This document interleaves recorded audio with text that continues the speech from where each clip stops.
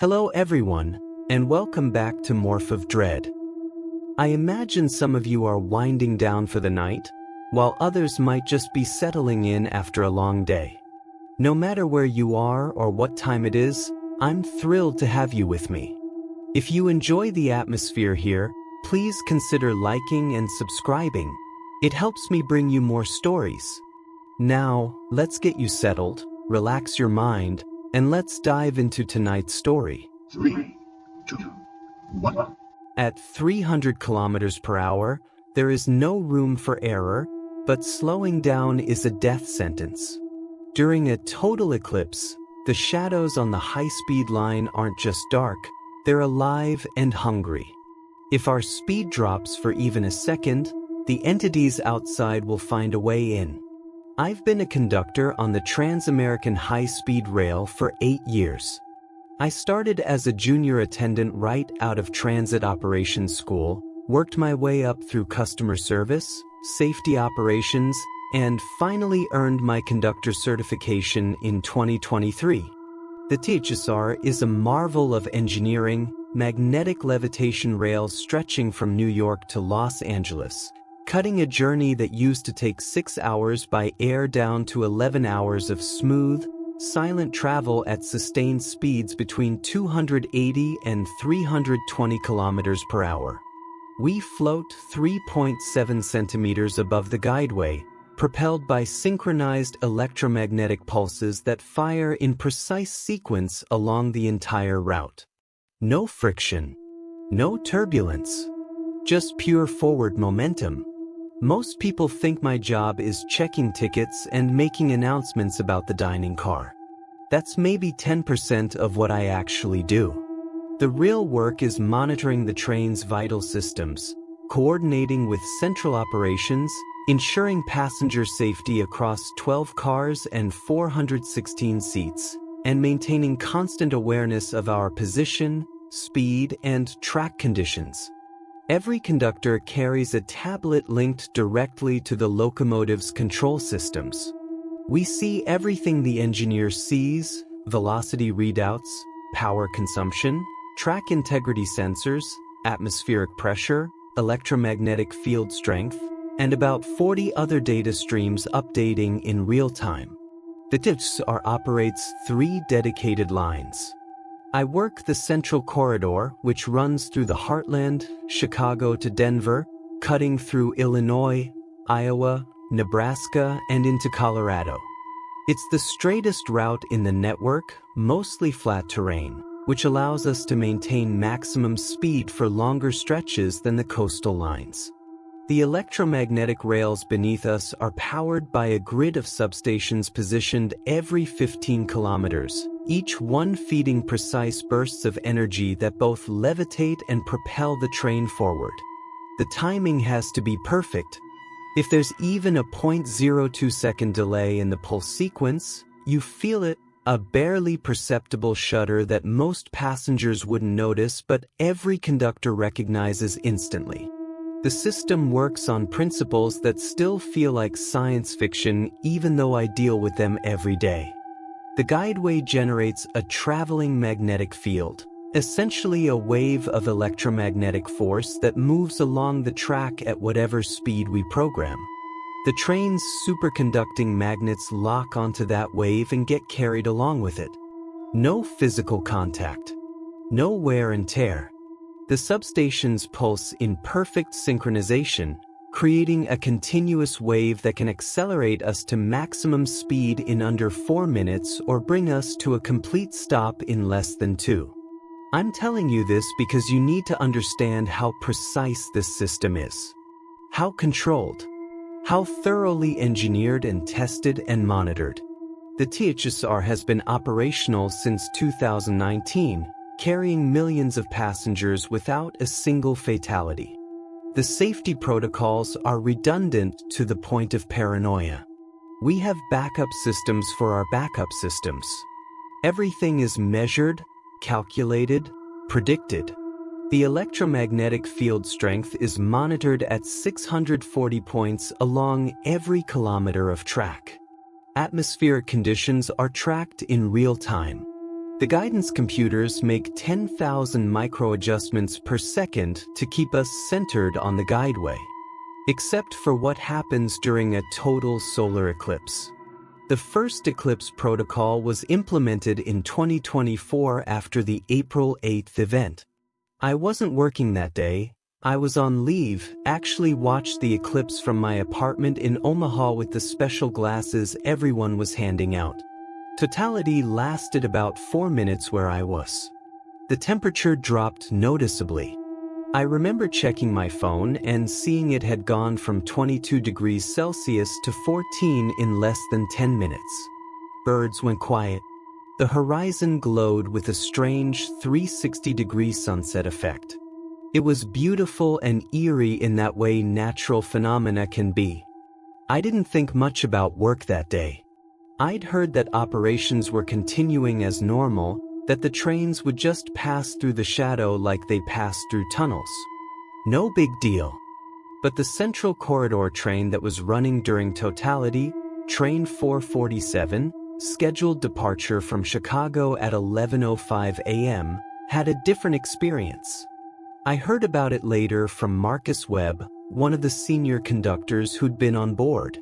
He described it carefully, the way you describe something you're still not sure you believe. About 6 minutes before totality, their electromagnetic field sensors started showing anomalies.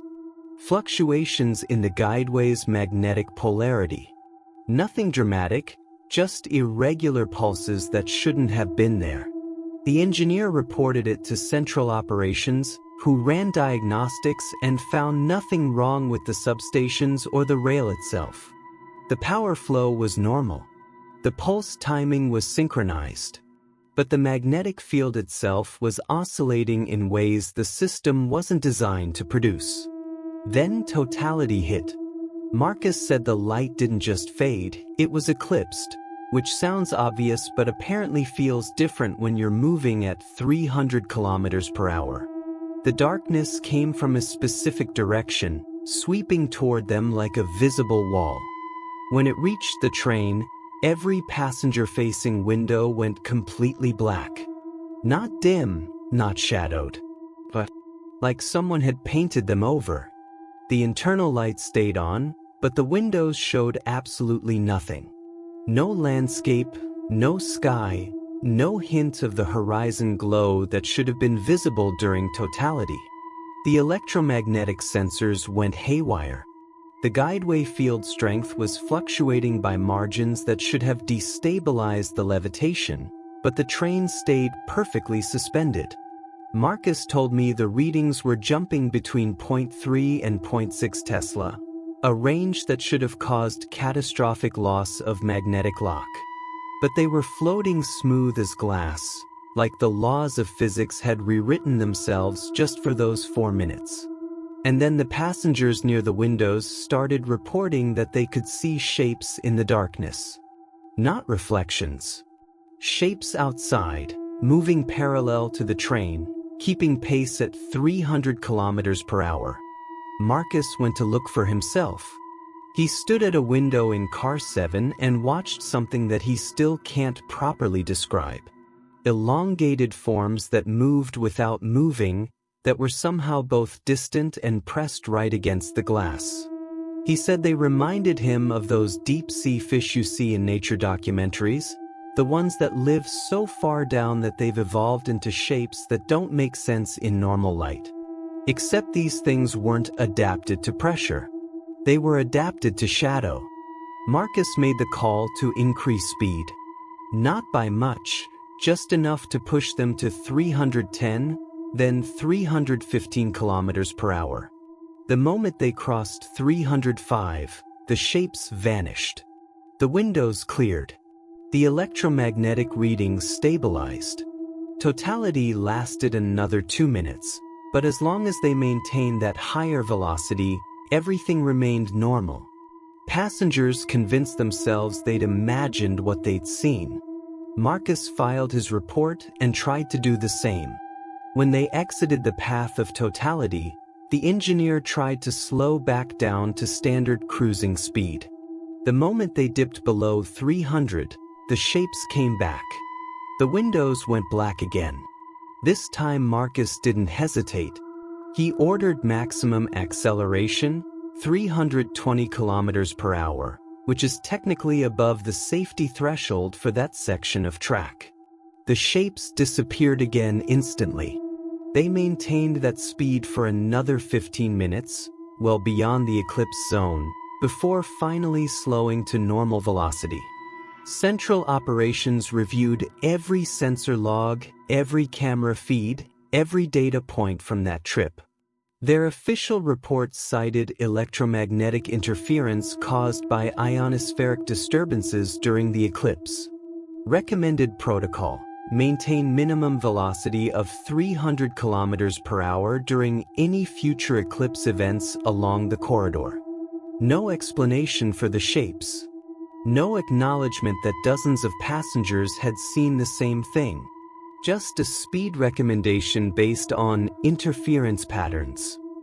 The report was 18 pages long. I read it 3 times, looking for anything that explained what had actually happened. There were graphs showing the electromagnetic fluctuations, temperature charts, atmospheric pressure readings. Everything documented in precise scientific detail. But nowhere in those 18 pages did anyone address the fundamental question: what were the shapes? The next eclipse wasn't until 2026. August 12th. Path of totality cutting directly across the central corridor through western Nebraska. I was scheduled to work train 412, departing Chicago at 9:15 a.m., which put us right in the totality zone at approximately 11:43 a.m. When I got the assignment, I felt something I hadn't felt in years of this work: actual dread. Not the normal pre-shift anxiety about delays or difficult passengers. Real, physical dread that made my hands shake when I signed the duty roster.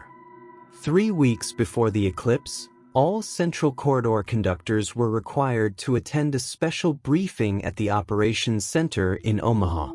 I expected a standard safety review, maybe some updated protocols.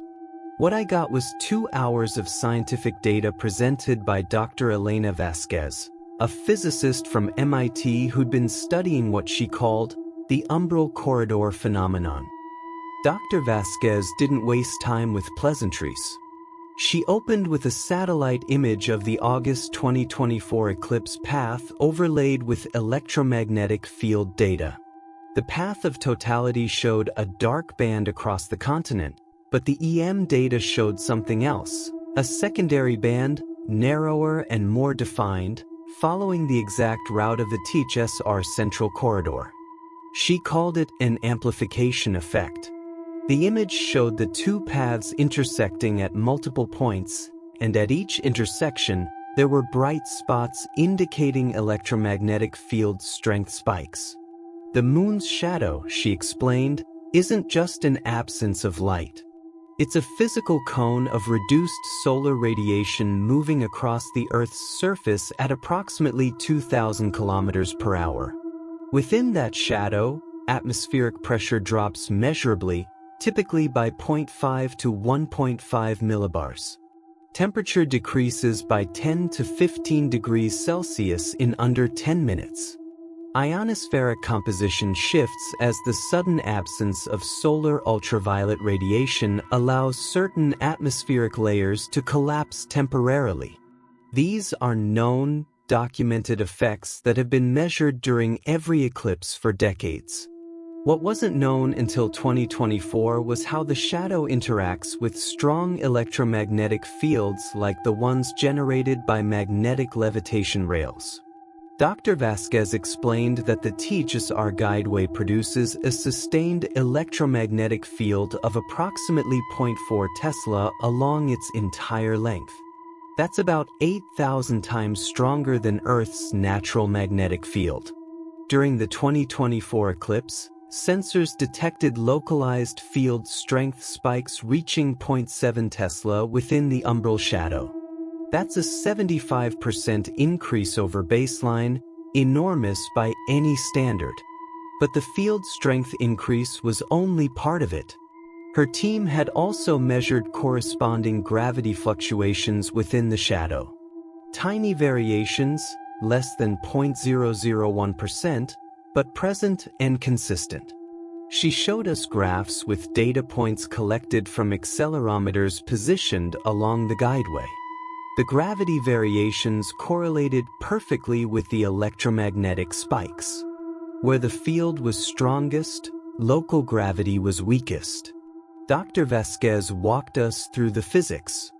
Einstein's field equations describe gravity as curvature in space-time caused by mass and energy. Electromagnetic fields carry energy. Strong electromagnetic fields carry significant energy. Under normal circumstances, the energy in even a powerful magnetic field is nowhere near enough to produce measurable space-time curvature. But during an eclipse, something changes. The sudden removal of solar radiation pressure, combined with the atmospheric and ionospheric changes, creates what she called a permittivity window, a brief period where electromagnetic fields can interact with space-time geometry in ways that aren't normally possible. The moon's shadow was somehow amplifying the electromagnetic field, and that amplification was creating measurable distortions in local space-time. The effect was small, microscopically small by cosmological standards, but it was real, measurable, repeatable, and it appeared to be getting stronger. I asked the obvious question: if these are just field fluctuations and minor gravity variations, why do we need to maintain high speed? Why does velocity matter? Dr. Vasquez's answer was technical and careful.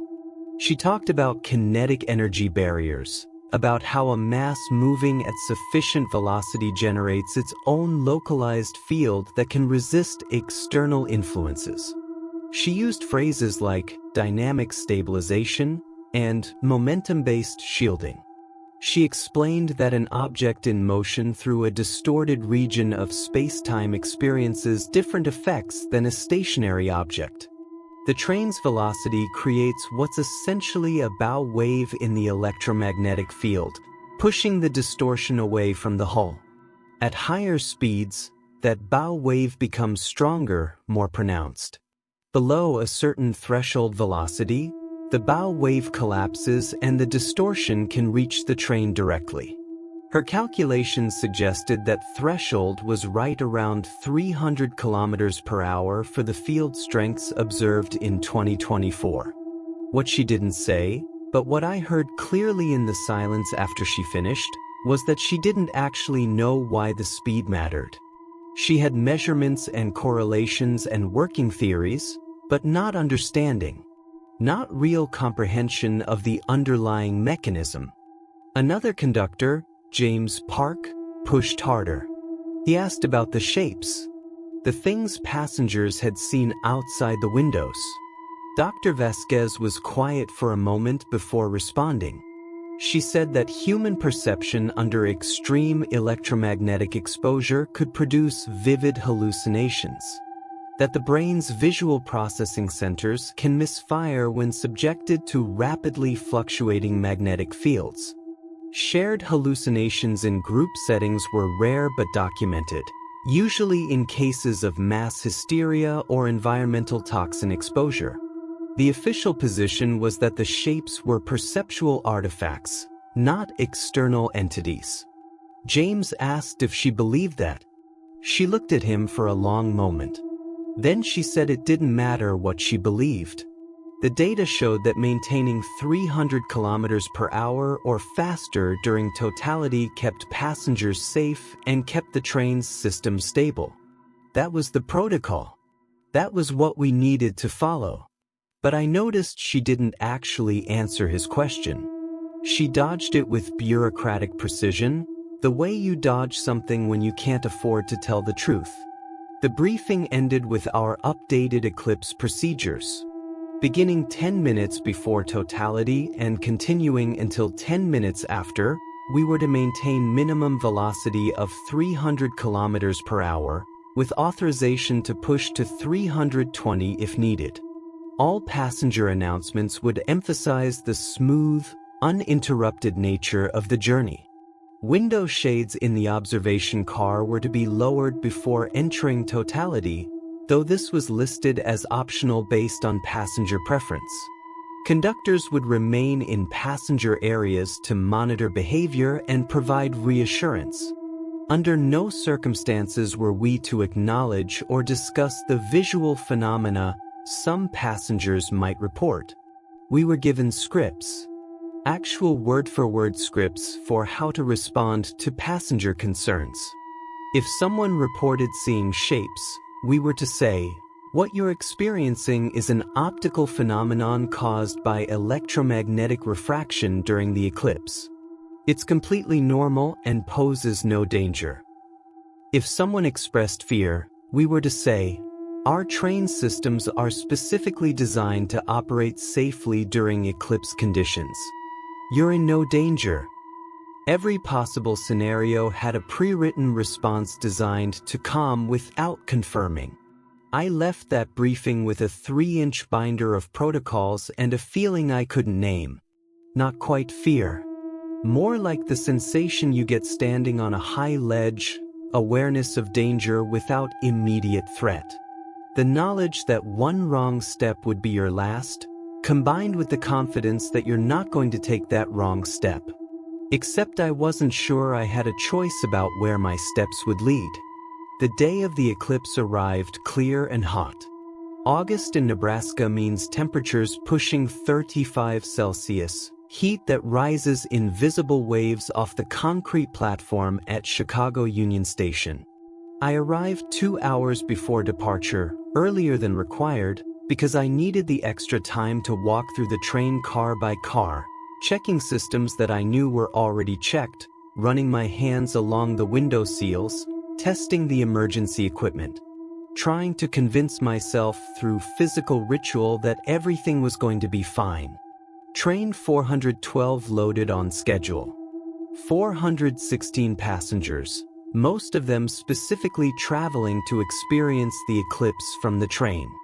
The marketing department had promoted it as a unique viewing opportunity. Witness nature's greatest spectacle from America's fastest train. Special eclipse packages with commemorative glasses and observation car access were selling for triple the normal fare. People had planned this trip for months. They were excited, festive, taking selfies in front of the sleek silver train. They had no idea what they were about to experience.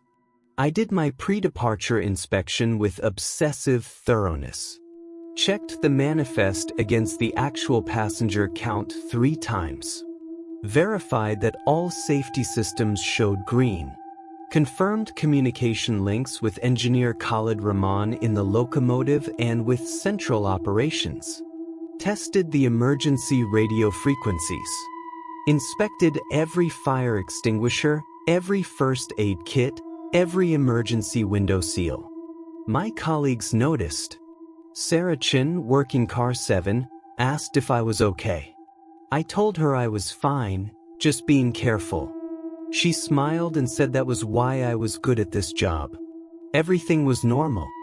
We departed at 9:17 a.m., 2 minutes behind schedule due to a delayed connection from the East Coast line. Standard. Routine. Just another day on the TSR. The route west from Chicago is familiar enough that I could describe it with my eyes closed. First hour through the industrial sprawl of Illinois, gradually opening to agricultural flatland. The suburbs thin out and disappear, replaced by geometric fields of corn and soybeans stretching to the horizon. Into Iowa with its endless cultivation, every square meter of land put to productive use. The train's motion is so smooth that you can balance a coin on edge on the table surfaces. Passengers settle into that particular satisfied quiet that comes from rapid, comfortable travel. Some read. Some work on laptops. Some just stare out the windows, watching America blur past at 300 kilometers per hour.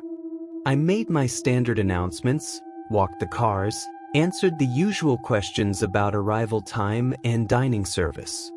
A family with 2 young children asked about the eclipse. The father wanted to know if we'd be stopping for optimal viewing. I smiled and explained that we'd maintain our speed for the smoothest possible experience, that the observation car would provide excellent viewing opportunities. The children were excited, clutching their eclipse glasses, asking if they'd be able to see the corona. I told them yes, that it would be spectacular. I didn't tell them to stay away from the windows. I didn't warn them that what they might see wasn't on any astronomy chart. We crossed into Nebraska at 10:53 a.m. The landscape flattened further, the horizon stretching impossibly far in every direction. This is ranch country, long empty spaces between small towns. The towns themselves blur past in seconds, grain elevators and water towers and small clusters of buildings, then back to emptiness. I checked my tablet. Velocity holding steady at 295 kilometers per hour. All systems are optimal. External temperature 36.2 Celsius. Atmospheric pressure 1012 millibars. Electromagnetic field strength 0.41 Tesla. Everything exactly as it should be. Totality was projected to begin at our location at 11:43 and last for 3 minutes and 41 seconds. We'd be at approximately 100.3 degrees west when we entered the umbral shadow. The path was relatively wide here. We'd be deep in the shadow, not near the edge where partial phases created uncertain conditions. At 11:30 a.m., I received the alert from Central Operations. Eclipse protocol initiating. I acknowledged and opened the conductor channel to Khalid in the locomotive. His voice came through calmly and professionally. Beginning velocity increases to 300 kilometers per hour. Estimate 30 seconds to target speed. I confirmed and told him I'd monitor passenger areas for any issues. I felt the acceleration, subtle but present, like a gentle hand pressing against your back. The velocity readout on my tablet climbed smoothly. 296. 298. 300. The number stabilized there, holding rock steady. Our kinetic energy at that speed was enormous, over 600 megajoules for the train's total mass. Enough energy to level a building if we hit something solid. But we wouldn't hit anything. The guideway ahead was clear for 500 kilometers. Nothing but empty track and open sky and the approaching shadow. I made the passenger announcement. Ladies and gentlemen, in approximately 10 minutes we'll be entering the path of totality for today's solar eclipse. For optimal viewing and continued smooth travel, we'll be maintaining our current speed throughout the eclipse event. Please remain seated and enjoy this extraordinary natural phenomenon. Our observation car offers the best viewing experience, though we recommend keeping window shades lowered in other areas to protect your vision. My voice sounded normal, friendly, completely calm. I'd practiced it until the fear didn't show through. The observation car was packed. Every seat filled. People standing in the aisles despite safety regulations. I moved through it, checking that passengers had their eclipse glasses ready, that no one was blocking the emergency exits. The atmosphere was excited, festive. People had cameras ready, were talking about where they'd been for previous eclipses, comparing this experience to watching from the ground. A woman in her 60s told me she'd seen 7 total eclipses in her life and this was going to be the most unique. A teenage boy was filming everything on his phone, narrating what I assumed was a social media post. Everyone was happy, anticipating wonder. I wanted to scream at them to sit down, to move away from the windows, to understand that what was coming wasn't a wonder. But I had my script. My protocols. So I smiled and reminded them to stay seated once the eclipse began, and I moved to the front of the car where I could monitor everything. At 11:38, I checked my tablet again. Velocity 300.2 kilometers per hour. Khalid was giving us a buffer above the minimum threshold. Smart. Electromagnetic field readings are normal, 0.41 Tesla, steady and stable. Atmospheric pressure is beginning to drop. It was subtle, just 0.1 millibars in the last minute, but measurable. Expected eclipse effect. The temperature outside is decreasing, down to 34.8 Celsius. The shadow was affecting conditions ahead of its visible arrival. At 11:40, the light began to change. It's difficult to describe if you haven't experienced it. Not like a normal sunset, where the light gradually warms and fades. Eclipse light becomes thin, sharp, almost metallic. Colors look wrong, yellows too bright, blues too deep. The sky takes on a grayish quality that feels fundamentally unnatural, like you're looking at the world through the wrong filter. Shadows on the ground become sharper, more defined. The quality of reality itself seems to shift into something slightly off-key. At 11:42, I saw the shadow coming. We were moving west at 300 kilometers per hour, and the shadow was racing east at roughly 2,000 kilometers per hour, which meant we were approaching each other at a combined speed of over 2,300 kilometers per hour. It appeared on the western horizon as a dark wall, clearly defined against the still bright sky beyond it.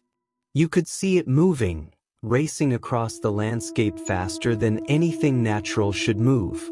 It swept over distant hills, swallowed towns in an instant, consumed the empty ranch land between us and the horizon. My tablet chimed. Velocity 300.5 kilometers per hour. Khalid was giving us more buffer. The electromagnetic field strength reading jumped to 0.43 Tesla. Small increase, but noticeable. Temperature outside 32.1 Celsius, dropping fast. Atmospheric pressure 1010.2 millibars. The shadow hit us at 11:43 and 14 seconds. I was standing in the observation car, watching through the northern windows, and I saw it sweep over the landscape like a physical thing. The darkness was absolute in a way that normal night never is. Stars weren't visible, the eclipse was happening in daylight, and even in totality, the sky was too bright for stars. But the ground disappeared completely. No features, no variation in the darkness. Just black. And then the windows went dark. Not gradually. Instantly. Like someone had switched them off. Every window in the car simultaneously turned into sheets of perfect black. I heard passengers gasp, a few nervous laughs. Someone said their window had malfunctioned. A man pulled off his eclipse glasses in confusion, looking around at the darkened windows. I kept my voice calm and cheerful, following my script exactly. This is a normal light refraction effect during totality, folks. Your windows are fine. If you'd like to view the corona, please use your eclipse glasses and look toward the western observation windows. But all the windows were black. Every single one. I moved to the western side, where the sun should have been visible as a perfect black circle surrounded by the white corona, that spectacular ring of the sun's atmosphere that makes totality worth experiencing. Nothing. Just darkness pressed against the glass like something solid. My tablet vibrated with an alert. I looked down. Electromagnetic field strength spiking. 0.58 Tesla and climbing. That was a 42% increase over baseline. Velocity holding at 300.5. But there was a new reading I hadn't seen before, a data stream that must have been added after the 2024 event. External pressure differential. It was showing -8.3 pascals. Negative pressure. Something outside was creating a vacuum effect against the train's hull. Something was pulling at us. I opened the priority channel to call it. Are you seeing this? My voice stayed level despite the adrenaline starting to flood my system. He answered immediately, his voice tight with controlled tension. Confirmed. Central Operations is tracking it. Field fluctuations match 2024 patterns, but magnitude is significantly higher. I asked if the guideway could handle the field strength. He said the substations were compensating automatically, that we were still within operational parameters, but we were climbing toward the upper limits. I asked about the pressure differential. He was quiet for a second. Then he said that the train's hull was rated for pressure differentials up to 500 pascals, designed for passing through tunnels at high speed where air pressure could vary significantly. 8.3 pascals was nothing structurally, but he'd never seen a negative reading before. Trains create positive pressure against air as they move through it. They push, not pull. Something outside was pulling at us, and it shouldn't be physically possible. The passengers were starting to notice that something was wrong. The darkness outside wasn't behaving like Eclipse darkness. It was too complete, too close, too uniform. Eclipse totality still allows some light, the sun's corona, the horizon glow, scattered atmospheric light. This was different. This was the absence of light, like the windows were opening onto somewhere that had never known illumination.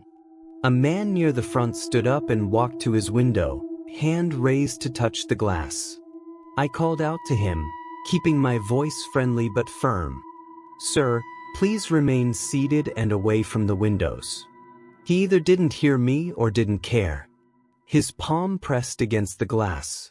He jerked back immediately, shaking his hand like he'd been stung. Said the window was freezing. I moved toward him, checked my tablet. External temperature reading -4.7 Celsius. That was impossible. We'd been at 32 degrees Celsius 30 seconds ago. The temperature had dropped 37 degrees in half a minute. I pulled up the historical data to confirm I wasn't misreading it. No error. The temperature outside was in freefall. During totality, temperature typically dropped by 10 to 15 degrees over the course of several minutes. This was something else entirely. This was thermal energy being stripped away by something that was violating every principle of thermodynamics. The negative pressure reading increased. -15 pascals. I could hear it now, a faint sound like wind, except we were in an electromagnetically levitated train moving at 300 kilometers per hour inside an aerodynamic shell. There shouldn't be any wind noise. The train was designed to eliminate it completely. But I could hear something. A low sound at the edge of perception. Not quite wind. More like breathing. Deep and slow and patient. A woman screamed. I turned. She was pointing at her window, her face white with terror. I moved to her position and looked. The darkness outside was moving. Not the way shadows move when you're traveling past them. This was an independent movement within the darkness itself. Swirling patterns like smoke or oil, curling against the window surface in ways that suggested intention rather than random flow. More passengers were seeing it now. The festive atmosphere evaporated into confusion and rising fear. I made another announcement, forcing my voice to stay level, pulling out my script. Ladies and gentlemen, what you're seeing is an atmospheric phenomenon associated with the eclipse shadow. We're passing through an area of reduced light and altered air pressure. Please remain calm and seated. We'll exit totally in approximately 2 minutes. My tablet showed 1 minute 53 seconds remaining. Velocity 300.6. Khalid was still increasing speed incrementally. The electromagnetic field reading hit 0.65 Tesla. And the external pressure differential was now negative 22 pascals. Something appeared in the darkness outside the northern windows. Not a shape exactly. More like an absence of darkness. A region that was somehow less dark than the surrounding black. It moved with purpose, keeping pace with the train, matching our speed exactly. As I watched, it resolved into something almost recognizable. Elongated, vertical, roughly human in proportion but wrong in every detail that mattered. The proportions were stretched, limbs too long, torso too narrow. The head was the wrong shape, not quite round, tapering to a point. It had no features that I could distinguish, no face, just a smooth surface that somehow still gave the impression of looking, of seeing, of focusing attention on the train with an intensity that made my skin crawl. Another one appeared, then 3 more. They positioned themselves at regular intervals along the train's length, one entity per car, moving in perfect synchronization with our velocity. 306 kilometers per hour. They matched it effortlessly, without any visible means of propulsion, their forms gliding through the darkness like they were part of it rather than separate from it. The passengers who could see them were panicking now, some standing up despite my instructions, others frozen in their seats. A child was crying. An elderly man was praying in Spanish, his voice barely audible over the rising panic. A young woman was filming on her phone, her hands shaking so badly the image must have been unwatchable. I opened the channel to Khalid. We have a situation in observation. Passengers are seeing external manifestations. Multiple entities pacing the train. He responded immediately, his professional calm cracking slightly. I see them too. Front-facing camera is picking up multiple contacts matching our speed. Central Operations is advising maintain velocity at minimum 300. They're reviewing 2024 protocols. I told him we needed to go faster. That 300 wasn't enough this time. That the entities were getting clearer, more defined, more solid-looking. He said he was already at 312 and climbing, that the field strength was approaching 0.7 Tesla, that we were near the operational limits. The entities outside were becoming more substantial. I could see details now, surfaces that reflected light that wasn't there, contours that suggested structure beneath the smooth exterior. They moved with a fluidity that was profoundly wrong, limbs bending at joints that shouldn't exist, the whole form flowing like liquid while maintaining a coherent shape. One of them moved closer to a window where a teenage girl sat, her hands pressed over her mouth to hold back screams. The entity extended something, an appendage that branched from its central mass, reaching toward the glass. The limb was segmented, or appeared to be, with regular divisions along its length. It touched the window from outside. The window cracked. A single fracture line appeared, running from the top edge of the pane to the bottom in one smooth path. Not a spiderweb pattern like impact damage. One perfect crack, like the molecular structure of the glass, had simply failed along that line. The temperature reading for that window's exterior surface showed negative 31.4 Celsius. The entity's touch was draining thermal energy, making the glass brittle, weak. I grabbed the emergency radio that connected to all crew positions. All conductors, all attendants, get passengers away from windows immediately. This is not a drill. Move everyone to the central corridor of each car. My colleague in Car 7, Daniel Morrison, responded with barely controlled panic in his voice. Carla, I've got frost forming on the inside of the windows. Passengers are touching it and getting cold burns. I need medical care here. I told him to handle the injuries, keep people calm, keep them away from the glass. We were 1 minute 20 seconds from exiting totality.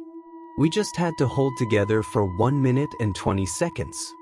But my tablet showed 2 minutes and 8 seconds remaining. Time was wrong. We should have been at 1 minute 40 by now. I checked the timestamp. 11:45 and 6 seconds. We'd been in totality for 1 minute 52 seconds. We should have been at 2 minutes 39 seconds of totality by now. 47 seconds were missing. Or added. Time was dilating inside the shadow. Khalid's voice crackled through. Carla, we have a problem. I'm showing 3 minutes 4 seconds remaining in totality. GPS confirms we're in the correct position. The umbral shadow is wider than astronomical projections predicted. Significantly wider. Dr. Vasquez had mentioned atmospheric anomalies. She hadn't mentioned that the shadow itself might expand, that the laws governing the eclipse might change when the moon's shadow touched our electromagnetic field. I asked Khalid what our velocity was. 320 kilometers per hour. Maximum rated speed for this section of guideway. The substations are at 94% load capacity. I can't safely go faster without risking power system failure.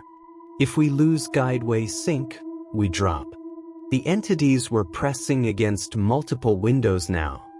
I could count at least 12 of them along the observation car alone, one at nearly every window. More were appearing, materializing out of the darkness like they'd been there all along and were only now choosing to become visible. The fracture pattern was spreading. Every window they touched developed cracks, the glass becoming compromised, weakened. The internal temperature was dropping. My breath came out in visible clouds. The heating system was running at maximum, but it couldn't keep up with the thermal drain.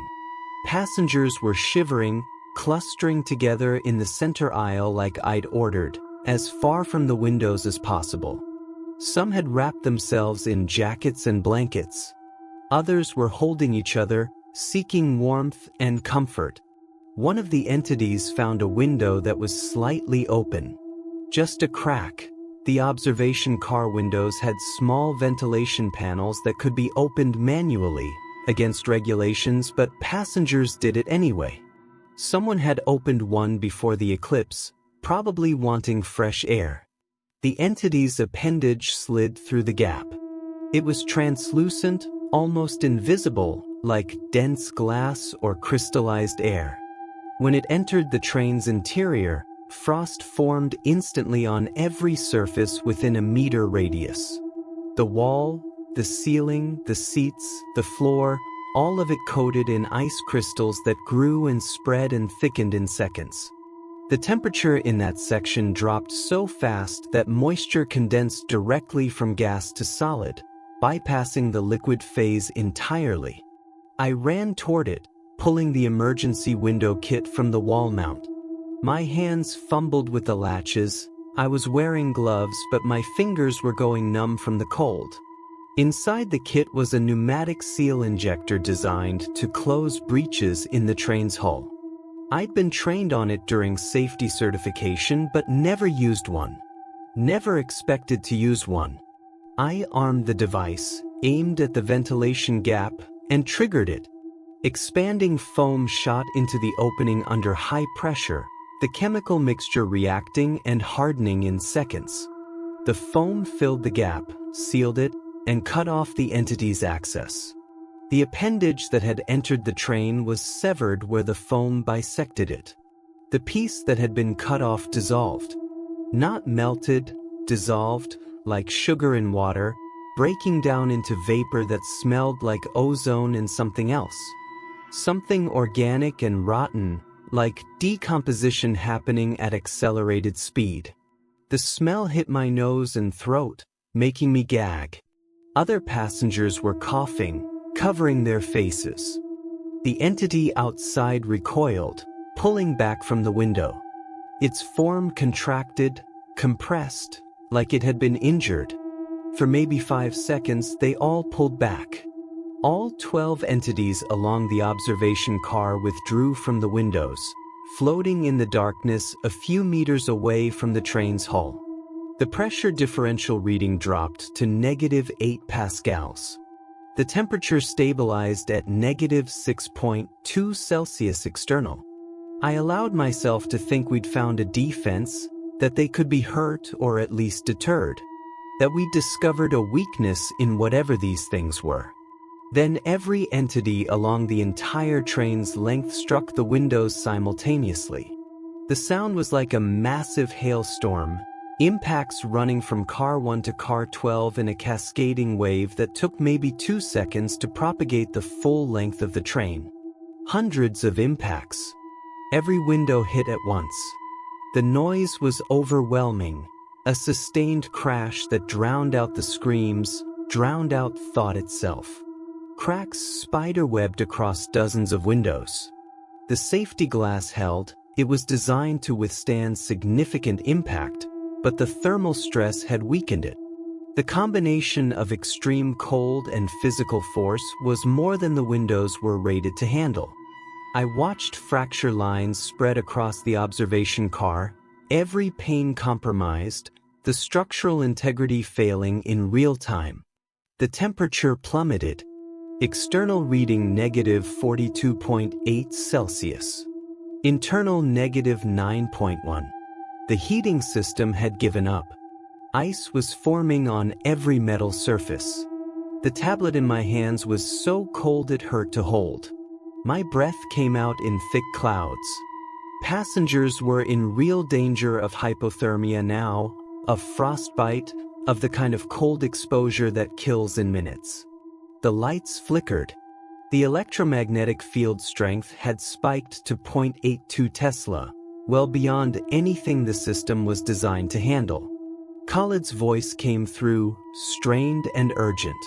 "Carla, I'm losing electromagnetic cohesion. The field spikes are interfering with guideway synchronization. The substations can't maintain pulse timing at these field strengths. If we desync, we drop." I asked how long we could maintain it. He said he didn't know. That the system wasn't designed for these conditions. That we were in uncharted territory and the guidance computers were throwing errors he'd never seen before. That central operations had no advice to give because nothing like this had ever happened. I checked the total duration. Still showing 2 minutes 18 seconds remaining. We'd been in the shadows for over 4 minutes. The eclipse should have ended by now. We should be in sunlight, safe, the entities gone. Instead, we were trapped in expanding darkness with things that were systematically destroying our defenses. An entity broke through a window in car 9. I heard it over the radio, my colleague Sarah screaming that something was inside, that it was reaching for passengers, that she needed help immediately. I ran aft, pushing through panicked crowds in the observation car, forcing my way through the connecting passage to car 8, then to car 9. The scene was chaotic. The window had completely shattered, safety glass scattered across seats and floor in thousands of small cubes. The entity had entered through the breach, and it was larger inside than it had appeared outside. It filled half the car, its form shifting and reorganizing, limbs extending and retracting, the whole mass pulsing with slow rhythm. It didn't move like a physical thing. It moved like liquid, like a shadow-given substance and purpose. Passengers were pressed against the far end of the car, as far from it as they could get. Sarah was trying to shield a family, mother, father, 3 young children all huddled together and crying. The entity reached toward them. Where its appendages passed, metal corroded, the aluminum seat frames developing instant rust that spread and flaked. Plastic became brittle and crumbled. The composite floor material degraded, color draining from it.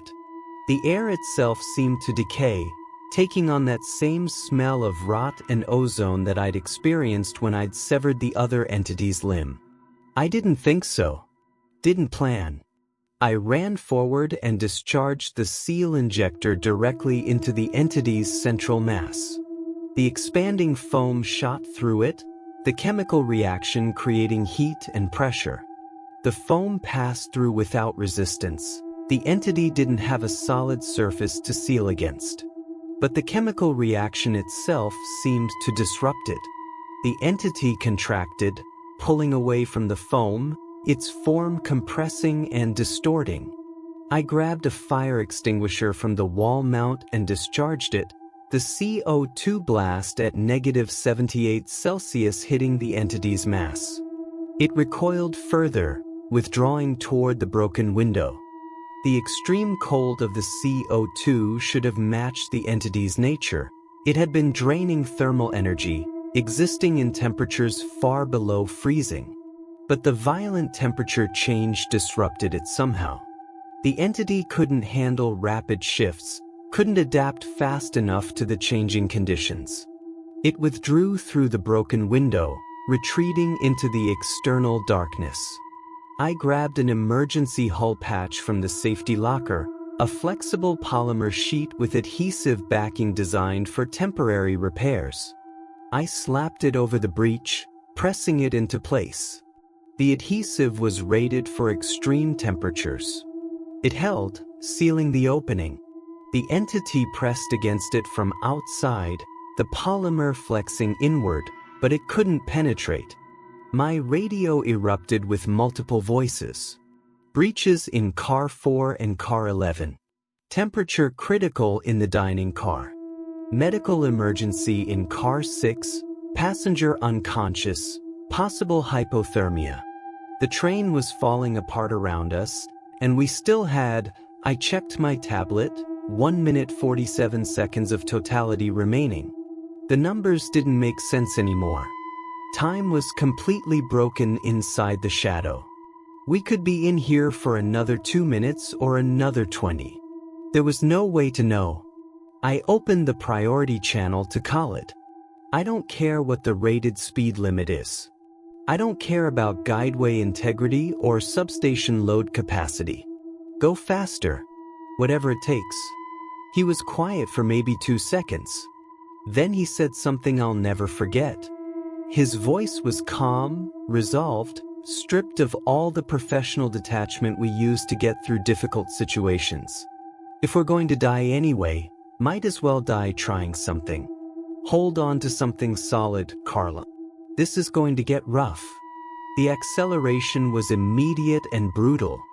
I grabbed a seat support with both hands as the train surged forward. The electromagnetic field must have been pushed far beyond rated capacity, the substations pumping energy at maximum output. My tablet showed velocity climbing, 330, 340, 350 kilometers per hour. We were moving faster than the Eclipse had ever moved, faster than the guideway was designed to handle. I could feel it in the vibration, a high-frequency oscillation that meant the electromagnetic synchronization was struggling to maintain lock. The train was bouncing in the magnetic field, oscillating in the gap between the guideway and our superconducting magnets. At this speed, if we lost sync, we'd hit the guideway at 350 kilometers per hour. We'd disintegrate on impact. But the entities couldn't match our speed. I watched through the cracked observation windows as they tried to maintain pace, their forms stretching and distorting with the effort. At 350 kilometers per hour, they began to fall behind, unable to keep up. At 360, they started to dissipate, their forms breaking apart, unable to sustain cohesion at that relative velocity. The external pressure differential dropped rapidly. -5 pascals. -2. +1, normal atmospheric pressure returning. The entities were losing their grip on our reality, their connection to the physical world failing as we exceeded their ability to interact with matter at such high velocity. The darkness outside began to thin. I could see hints of landscape now, vague suggestions of ground and horizon. The shadow's edge was approaching, racing toward us from the east. We were still moving west, but at 368 kilometers per hour we were covering distance so fast that the shadow's 2,000 kilometer per hour eastern movement meant we'd meet the edge in seconds. At 11:49 and 32 seconds, we exited totally. Sunlight flooded the train, sudden and brilliant and painful after the absolute darkness. I squeezed my eyes shut against it, seeing afterimages and starbursts. Passengers were crying out, some in relief, some in pain from the sudden light. The entities vanished the instant the first direct solar radiation touched them, unable to exist outside the umbral shadow. The temperature reading jumped from -7.4 Celsius internal to +12 in under 30 seconds. The ice on the metal surfaces began to melt, water dripping from the ceiling, pooling on the floor. The electromagnetic field strength dropped rapidly, falling toward normal levels. 0.71 Tesla, 0.62, 0.51, 0.42. Normal at 0.41 Tesla. Khalid brought our speed down gradually, carefully, watching for any sign of guideway damage or system failure. The deceleration was gentle, controlled, professional despite everything we'd just been through. By the time we reached standard cruising velocity of 295 kilometers per hour, my hands had stopped shaking enough that I could key my radio. All cars, report status. The responses came in slowly, crew members needing time to assess the damage and casualties. Breaches sealed in cars 4, 9, and 11. 17 windows with major damage. Temperature returning to normal but residual ice still present. Casualties, multiple passengers with cold exposure injuries ranging from minor frostbite to severe hypothermia. 2 people unconscious. 1 fatality in car 4. I felt my stomach drop. Daniel's voice came back, quiet and shaken. Elderly man, passenger manifest shows William Chen, age 73. He was near the breach when the entity came through. Exposure to extreme cold for approximately 90 seconds before we got him moved. Medical personnel are with him but he's gone. Heart failure, they think. The cold was too much for him. We diverted to the emergency maintenance facility outside North Platte, Nebraska, 15 minutes from our position. I made the announcement to passengers, keeping my voice steady, explaining that we were taking precautionary measures following unexpected atmospheric conditions during the eclipse. Medical teams would meet us to assess anyone who needed attention. The train would be inspected before continuing to Denver. Those 15 minutes felt longer than the entire eclipse had. I moved through the cars, checking on passengers, coordinating with my crew, documenting damage. People were in shock, many of them wrapped in emergency blankets, shivering despite the heating system working overtime to restore normal temperature. Some were angry, demanding explanations. Others were silent, staring at nothing, processing trauma. The family Sarah had protected in car 9 was huddled together, the 3 children pressed against their parents. The mother caught my eye as I passed. She didn't say anything, just looked at me with an expression I couldn't quite read. Not accusation, not gratitude, something in between.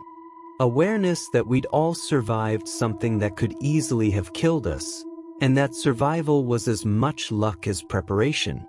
We pulled into the maintenance facility at 12:07 p.m. Medical teams were waiting, along with a response unit from the Department of Transportation, federal investigators, and a team from Dr. Vasquez's research group at MIT. We offloaded passengers, secured the train, and began the process of giving preliminary statements. The whole operation took 6 hours. Dr. Vasquez examined the damaged windows herself, taking samples of the frost patterns that remained in some areas, measuring residual electromagnetic traces with handheld sensors.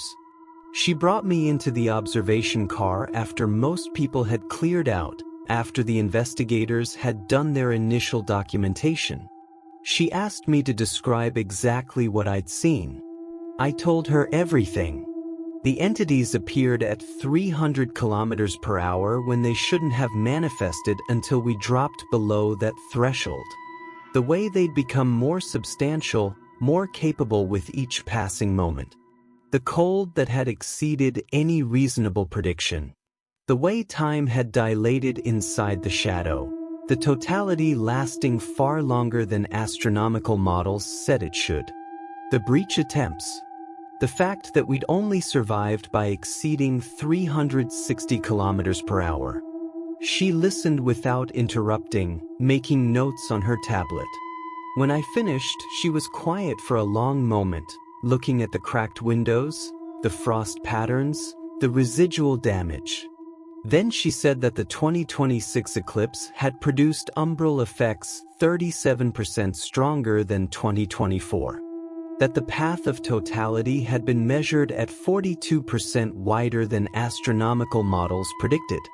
That they detected gravity fluctuations of 0.003% within the shadow, 3,000 times stronger than the previous event. I asked what was causing the amplification. Why each eclipse was worse than the last. She said they had theories but no certainty. The most likely explanation involved quantum field interactions between the moon's mass, the Earth's electromagnetic field, and the sustained artificial magnetic fields of the high-speed rail network. The GIS, our guideway, she explained, might be acting as an antenna or resonator. The electromagnetic field we generated was strong enough and coherent enough that it could interact with the umbral shadow in ways that natural magnetic fields couldn't. Each eclipse created a feedback loop. The shadow amplified our field, our amplified field extended the shadow, the extended shadow further amplified the field. The system was achieving some kind of resonance, and each eclipse pushed that resonance to higher amplitudes. I asked about the entities, what they were, where they came from.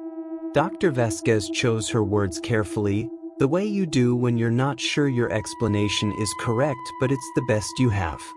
She said that in regions of extreme electromagnetic distortion and localized space-time curvature, the boundary between what we consider physical reality and other states of existence might become permeable. The entities could be intrusions from adjacent quantum states, parallel realities where physical laws were slightly different, or manifestations of collapsed probability fields, quantum possibilities that became temporarily real under the right conditions, or something else entirely that current physics couldn't properly describe or predict. She said the term entity might be misleading. They might not be conscious or alive in any way we'd recognize. They could be automatic processes, natural phenomena we simply didn't have the framework to understand yet. Like trying to explain electricity to someone who'd never heard of electrons or electromagnetic theory. We were using words like entity and attack because we didn't have better language. I asked the question that mattered. Will it happen again? Will the next eclipse be even worse? She said yes. Absolutely. The amplification curve was consistent. Each eclipse would be stronger than the last. The next eclipse crossing the central corridor was in 2045, 19 years away. By then, based on the amplification progression, the umbral effects would be approximately 200% stronger than what we just experienced. The velocity threshold would be higher, probably 350 kilometers per hour minimum to prevent entity manifestation, possibly 400 or more. The entities would be more persistent, more capable of breaching the train's defenses. The time dilation would be worse. We might experience totality that lasted 10 or 15 minutes subjectively while only 3 minutes passed outside the shadow. She said they were recommending that the THSR suspend all operations during future eclipse events along any corridor that intersected the path of totality. That the risk was too great, that we'd been lucky to survive with only one fatality. That no amount of speed or engineering could guarantee safety if the amplification continued on its current trajectory. I asked if anyone was listening to that recommendation. Dr. Vasquez smiled, but there was no humor in it. No hope. She said the THSR board of directors was reviewing the data, that they were concerned about the financial impact of suspending operations during eclipses, that they were very interested in the fact that we'd survived by increasing speed. The board saw an opportunity, she said. If higher speed prevented entity manifestation, then the solution was engineering faster trains. Upgrade the guideway for sustained 400 km/h operation. Build stronger electromagnetic field generators. Better passenger containment. Turn the problem into an opportunity for technological advancement and marketing. She told me she'd resigned from the consulting contract that afternoon, that she wouldn't be part of whatever came next, that she'd done everything she could to make them understand the danger, but they were focused on quarterly earnings and shareholder value. She suggested I consider doing the same, finding a different job, a different career, somewhere far from high-speed rail and electromagnetic fields and shadows that reached into other realities. I didn't resign. I should have. But 8 years of career investment is hard to walk away from, and I convinced myself that the 2045 eclipse was 19 years away. Plenty of time for someone else to solve the problem. Plenty of time for better technology, better understanding, better protocols. I told myself that Dr. Vasquez was being overly cautious, that the board's confidence in engineering solutions was probably justified. What I didn't know, what none of us knew, was that the amplification effect wasn't limited to total solar eclipses. 3 months after the August 2026 event, we had the first incident during a partial eclipse. Train 338 running the central corridor during an eclipse that only reached 63% coverage at their location. Nowhere near totality. They weren't following eclipse protocols because partial eclipses had never caused problems. The entities appeared anyway. Weaker than during totality, less substantial, but present. They couldn't breach the train at standard cruising speed, but passengers saw them in the shadows at the edges of the partial eclipse. Reported them. Posted videos on social media before we could confiscate devices and enforce communication blackouts. By the end of that week, the umbral corridor phenomenon was public knowledge. News networks ran features. Scientists who weren't bound by corporate NDAs gave interviews. Conspiracy theories exploded across the internet, government experiments, alien contact, dimensional rifts. Passenger bookings dropped by 40% in 2 weeks. The THSR board made their decision. Rather than suspend operations or acknowledge the danger, they upgraded the fleet and changed the marketing. New locomotives capable of sustained speeds up to 400 km/h. Reinforced hull plating rated for extreme temperature differentials. Electromagnetic field generators that could boost guideway strength to 0.9 Tesla. All observation cars were eliminated from the central corridor fleet. Windows were reduced to narrow slits with emergency shutters that could seal in under 2 seconds. And they started advertising the Eclipse transits. Premium Eclipse experience packages. Luxury high-speed travel through the umbral corridor with guaranteed speeds exceeding entity manifestation thresholds. View impossible phenomena from complete safety. Be part of cutting-edge science. Witness what exists at the boundary of reality. Prices started at $8,000 per ticket. They sold out within hours of going on sale. I'm still a conductor. Still working the central corridor. Still scheduled for train 412's route through the next eclipse in April 2044. Totality duration is projected at 4 minutes 12 seconds, though we know now that the actual subjective duration will be longer. Much longer. The pre-sale manifest filled up in under 6 hours.